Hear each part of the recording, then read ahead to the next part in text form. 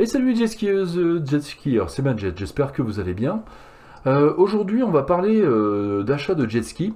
Pourquoi? Parce qu'en fait, dernièrement, là il y en a un parmi vous qui m'a posé une question assez intéressante.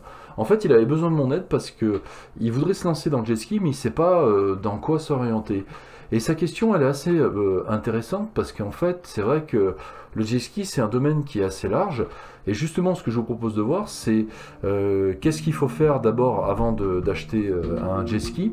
Ensuite sur quel type de jet on voudrait s'orienter, sur quel type de budget, et puis aussi quelques achats complémentaires et quelques démarches.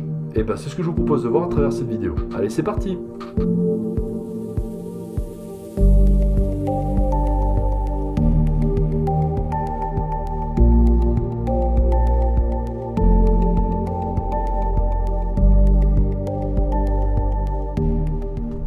Alors en gros, il y a trois catégories de jets. Vous avez le jet à bras, les jets biplace et triplace.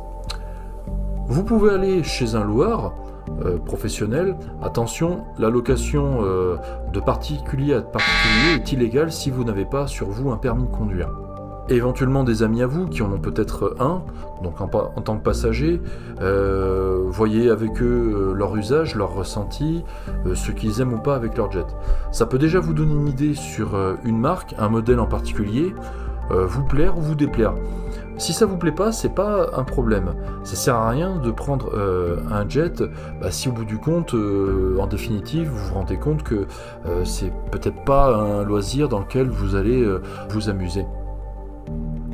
Moi par exemple j'avais entendu parler du Yamaha EX qui est le concurrent du Spark et qui sont les deux premiers modèles d'entrée de gamme qui sont plutôt des jet skis low cost aujourd'hui, et finalement moi j'étais un peu déçu par le confort et le manque d'ergonomie de l'EX. J'avais trouvé que c'était pas très pratique qu'il y ait une très grosse boîte à gants mais que devant en fait on puisse pas mettre à l'avant un petit espace de rangement. Par contre, c'est vrai qu'il avait, comparé au Spark, une qualité de fabrication qui était quand même supérieure. Mais c'est pas pour autant qu'aujourd'hui j'en achèterai un. Ensuite, si vous décidez d'en acheter un, je vous rappelle que en dehors des loueurs professionnels, le permis est obligatoire. Que ça soit côtier si vous en faites en mer, ou fluvial si vous en faites sur les lacs ou sur les cours d'eau intérieurs. Pensez à faire aussi un attelage pour votre voiture. Et attention aussi si c'est une petite voiture traction. Sachez également que les modèles à partir de 130 chevaux sont soumis à une taxe annuelle variant entre 300 € et 1000 € suivant les modèles. Et puis aussi pour les modèles les plus puissants, souvent il y a un compresseur avec et il faut faire une révision de celui-ci au minimum tous les 2 ans, voire chaque année.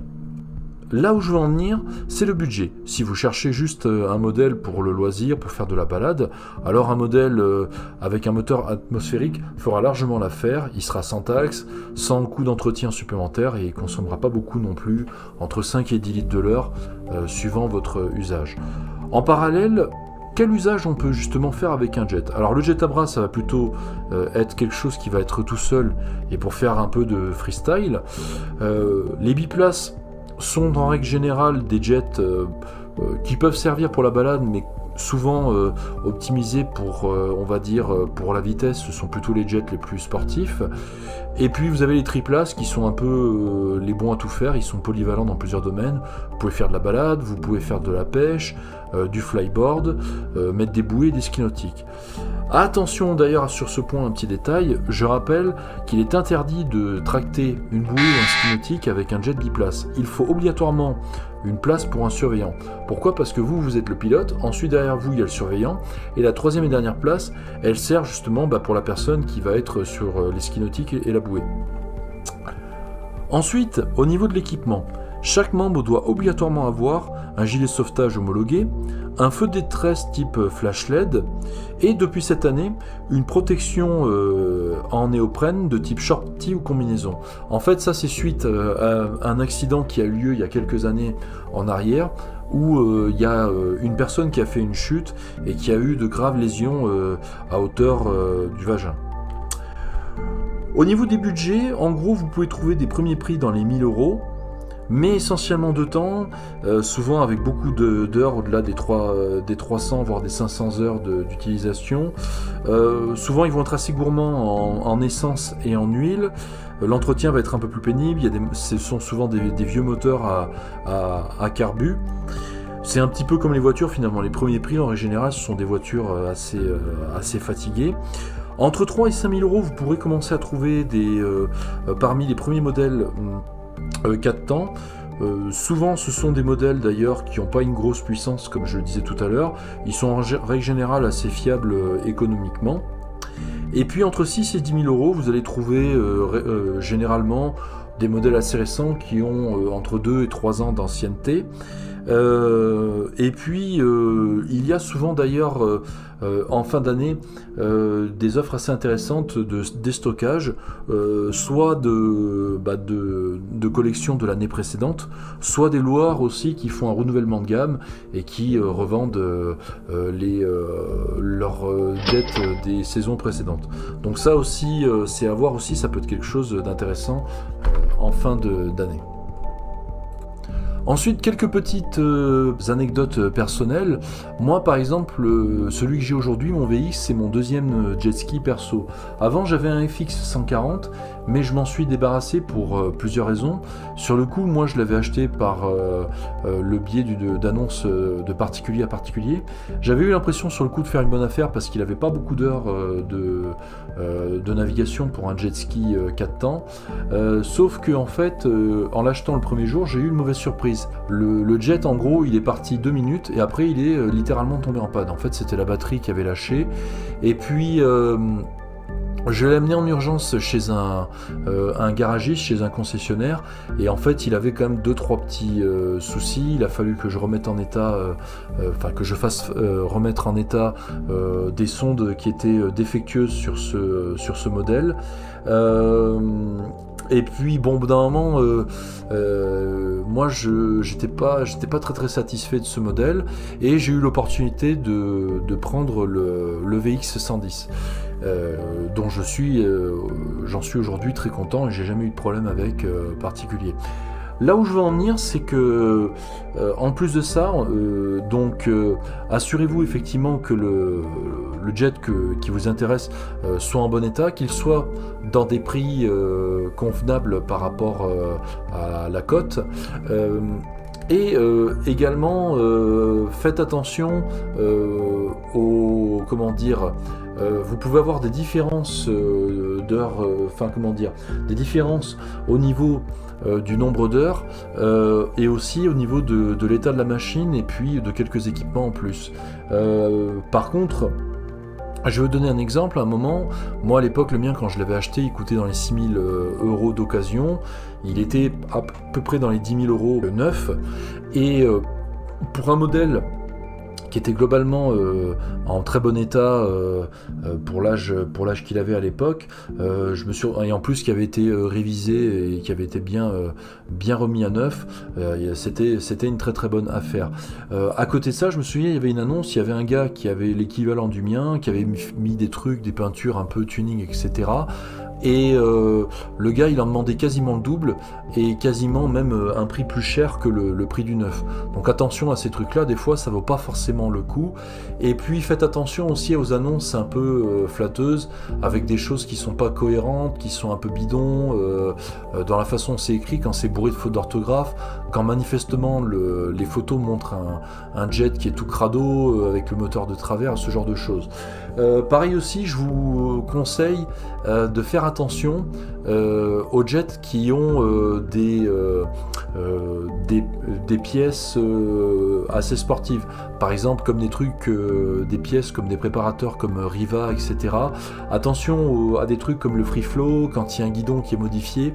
Très souvent, il y a anguille sous roche derrière. C'est des modèles qui vont être très performants, mais comme disait Vibrequin sur la fiabilité des véhicules en général, ce sont des véhicules, qui vont avoir beaucoup de puissance, mais au détriment de la longévité du moteur. Donc personnellement, moi, vous faites comme vous voulez, mais je vous conseillerais toujours, dans la mesure du possible, de vous tourner sur un modèle d'origine. Ne soyez pas étonnés aussi au niveau de l'état de la coque en dessous, à moins vraiment qu'il y ait de gros trous, c'est très rare de tomber sur des jets qui ont des coques nickel chrome. En général, les jets prennent souvent des pets, soit quand ils ont été bitchés, soit aussi par exemple en touchant des obstacles pendant les navigations et des choses qui sont indépendantes de la volonté des pilotes. Donc ça, ce sont aussi des détails à prendre en compte. Et puis aussi la remorque, on a tendance à le négliger. Moi, sur le premier FX 140 que j'avais, c'était une remorque 10 pouces. Alors les remorques 10 pouces, si vous n'êtes pas très loin, que vous êtes à moins de 10 km d'un point de mise à l'eau, ça peut faire l'affaire, mais honnêtement en ressenti, partez plutôt sur du 13 pouces, ça sera beaucoup plus stable dans les courbes, et oui, vous aurez une meilleure tenue de route, ça sera mieux pour beaucoup de choses, pour l'autoroute, pour beaucoup de choses comme ça. En parallèle aussi, prévoyez une roue de secours. Moi, ça m'est arrivé une fois de mettre à l'eau, en fait il y avait un trou au milieu de la rampe, et en gros ça a déchiré un flanc d'une de mes roues, donc sur le coup j'avais pas de roue de secours et ça a été un peu pénible, il a fallu que j'appelle mon assistance pour rentrer, donc ne négligez pas ces détails là. Suivant le type de jet que vous allez prendre, prévoyez, est-ce que vous achetez, essayez de voir, est-ce que c'est un jet qui est vendu à l'unité ou est-ce que le jet est vendu avec une remorque, et essayez de voir aussi dans le prix, des fois vous pouvez avoir un prix qui peut être en apparence légèrement plus cher, contrairement à ce que je disais tout à l'heure sur les jet skis sportifs, tuning, etc.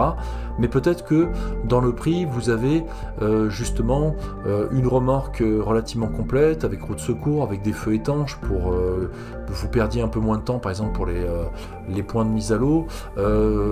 Peut-être que la personne vous le vend avec des équipements en plus, avec des gilets de sauvetage, avec un palonnier, avec des paires de ski nautiques. Donc voyez aussi également par rapport à ces caractéristiques et par rapport aux détails de la vente en question.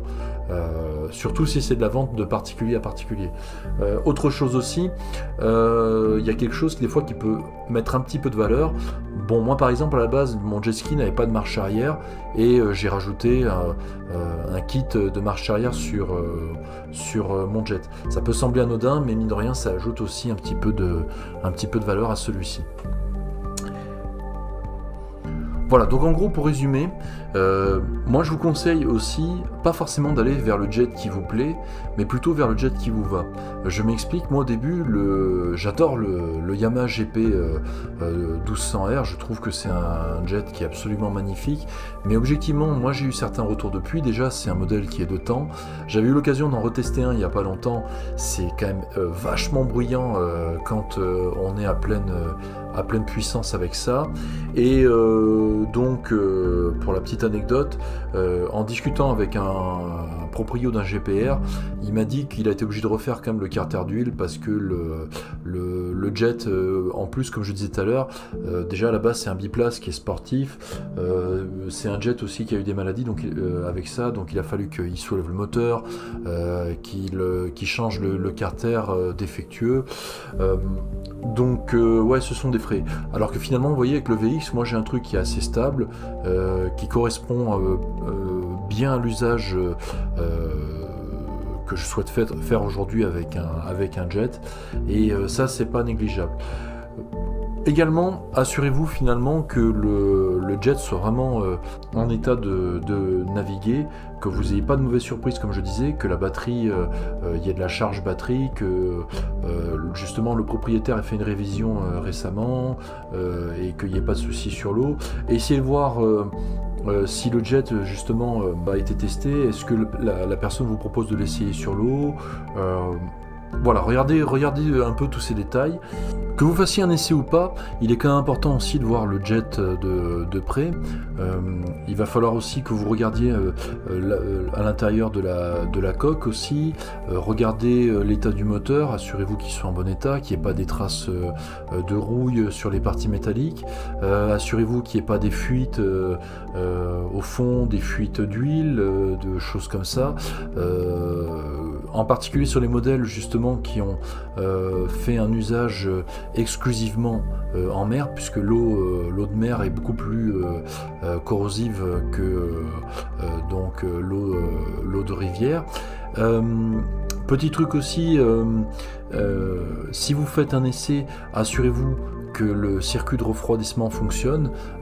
Par exemple sur les Yamaha c'est sur le côté, donc il faut s'assurer quand même que le moteur entraîne le circuit de refroidissement, ça c'est quelque chose qui est assez important.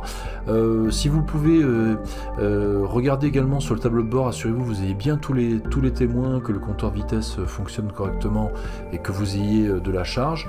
Assurez-vous qu'il n'y ait pas de jeu dans les gâchettes d'accélérateur, dans la colonne de direction quand vous avez le guidon, des équipements comme le trim. Et puis pour les modèles récents, comme les Sea-Doo qui ont le IBR, s'assurer effectivement que le frein et la marche arrière fonctionnent parfaitement. Pour ce qui est de la batterie aussi, assurez-vous d'avoir dans les 14 volts quand le jet fonctionne. Et puis à partir de là, normalement, si ça se passe bien, s'il n'y a pas de soucis, si vous voyez pas de fumée, de fuite manifeste, normalement ça devrait être un essai concluant. Et après soit vous décidez d'acheter le jet, soit non. Comme je le disais tout à l'heure, après le plus important, moi si j'ai fait cette petite vidéo, si je vous ai fait ce petit guide, c'est aussi pour vous aider à faire un choix. Si en dehors des démarches de l'achat pour un jet, vous vous rendez compte qu'au tout début que c'est pas votre truc, rien ne vous oblige à faire l'achat d'un jet. Et à la limite, pourquoi pas, vous pouvez très bien vous contenter de louer un jet de temps en temps chez des loueurs professionnels, ça peut le faire également. Donc voilà, écoutez, c'est la fin de ce petit guide, j'espère qu'il vous aura plu. Et puis en attendant une prochaine vidéo, je vous fais plein de petites gâchettes à tous. Allez, salut, ciao!